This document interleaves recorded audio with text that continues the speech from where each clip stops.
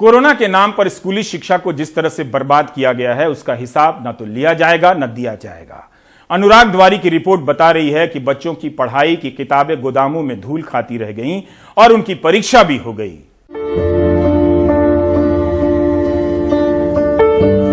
पढ़ के बता सकते हो क्या लिखा है? नहीं पढ़ते हैं। कुछ भी पढ़ सकते हो उसमें से? आपने बहुत सारे इसमें आंसर्स लिखे हैं। नहीं आते पढ़ते। पा हाँ ना ना ठीक है। उत्तर पुस्तिकाएं आपको मिली थी, आपने कहाँ से ये पढ़ाई किया था और किस तरह से आपने इस उत्तर पुस्तिकाएं भरी है? ये हमने मोबाइल में से। चीटी रानी ना खाती। अगर है ना किताबें जल्दी मिल जाती तो है ना पढ़ाई में दिक्कत नहीं आती। को वर्कशीट दी है कुछ पर भरने के लिए? हाँ। क्या बोला इसमें? मैं बोला है कि ना इस पेपर को भरना है। रशीदिया कॉन्सेप्ट स्कूल बरखेड़ी में 5वीं के छात्र अतुल प्रतिभा पर्व की तैयारी में जुटे हैं। प्रतिभा पर्व का मकसद शिक्षा की गुणवत्ता की सही जानकारी लेना है। परेशान है किताबें देरी से मिली। वैसे स्कूल कहता है ऐसे 1-2 बच्चे ही हैं। 1-2 बच्चे ऐसे हो सकते हैं जो कि कोविड के दौरान स्कूल नहीं आए या पेरेंट्स की बिना सहमति के वो नहीं बुला पाए। उन बच्चों को छोड़ के बाकी लगभग सभी बच्चों को समय पर किताबें दी गई हैं।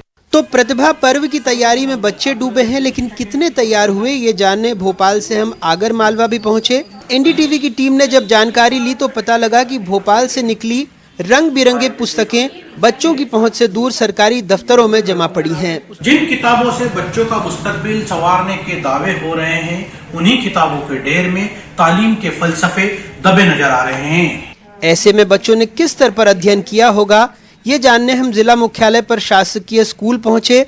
6ठी में पढ़ने वाले अल्ताफ ने सारे जवाब तो कॉपी में लिखे हैं, लेकिन सुनिए पढ़ा कैसे और लिखा कैसे। पढ़ के बता सकते हो क्या लिखा है? नहीं पढ़ते हैं। तो आपको किसी ने घर पे मदद की थी? हाँ। किसने? हमारी बहन ने। लिखने में और उत्तर बताने में? हमारी बहन ने बताया। कितना आता है आपको बगैर देखे? आता है कुछ जानकारी? मैं देखे नहीं आता है? इससे संबंधित जो वीडियो थे हमारे पास में, उनके माध्यम से हमने थोड़ी जानकारियां बच्चों को दी। बाकी पुस्तकें हमारे पास उपलब्ध नहीं थी, इसलिए हम पुस्तकों के माध्यम से शिक्षण नहीं कराने में असमर्थ थे। 22 जनवरी को हमको शनिवार को प्राप्त हुई किताबें। आज से हमारे यहाँ ये हर स्कूल में चली जाएंगी। यहाँ तो किताबें नहीं पहुँची, लेकिन आदिवासी बहुल डिंडौरी जिले के सेनगुड़ा गांव में तो स्कूल की बिल्डिंग ही नहीं पहुँची। जो है वो खंडहर बन चुकी है। 52 बच्चे हैं। गांव वाले जब सबसे गुहार लगाकर हार गए तो 70 महिलाओं ने एकजुट होकर 2 दिनों में लकड़ी, बांस और घास फूस के सहारे झोपड़ी बना दी।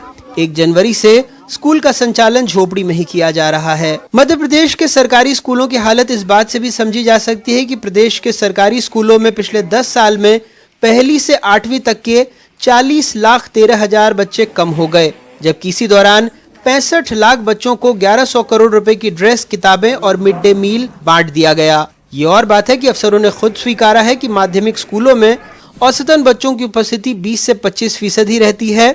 असर की रिपोर्ट बताती है कि राज्य में 1ली से 12वीं तक के 91,10,000 छात्रों पर औसतन सालाना 47,000 रुपए खर्चे गए।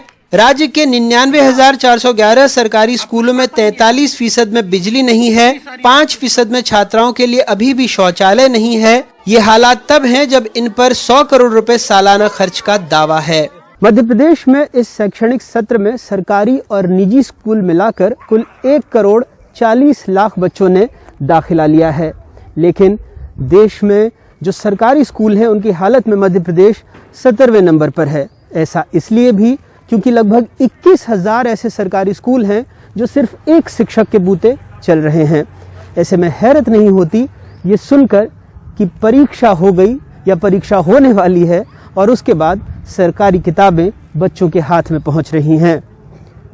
आगर मालवा से जफर मुल्तानी, डिंडोरी से डेविड सोया और भोपाल से कैमरा पर्सन रिजवान खान के साथ अनुराग द्वारी, एनडीटीवी इंडिया।